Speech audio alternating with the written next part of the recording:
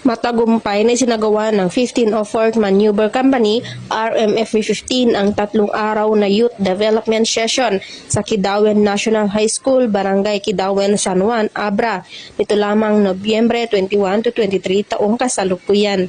Naging matagumpay ang programa sa pangunguna ng 1504th Maneuver Company RMF-15 sa tulong ng San Juan LGU, DSWD, MSWD, Municipal Health Office, San Juan Municipal Police Station, Kidawen National High School at barangay officials. Sa loob ng 3 araw sa mailalim ang mga kabataan sa mga makabuluhang talakayan tungkol sa stress management, mental health awareness, career path at decision making, healthy habits at anti-legal drugs. Tinalakay din ang anti-terrorism awareness na nagbigay kaalaman sa kanila sa mga banta sa seguridad at kahalagahan ng pagiging mapagmatyag.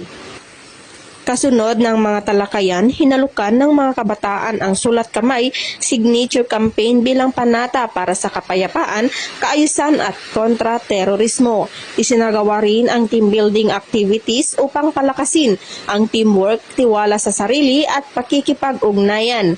Ang Youth Development Session ay nagsilbing oportunidad para sa mga kabataang mahasang kanilang kaalaman, katatagan at pagpapahalaga. Isang mahalagang hakbang tungo sa pagiging handa nilang leader at responsibleng mamamayan ng hinaharap.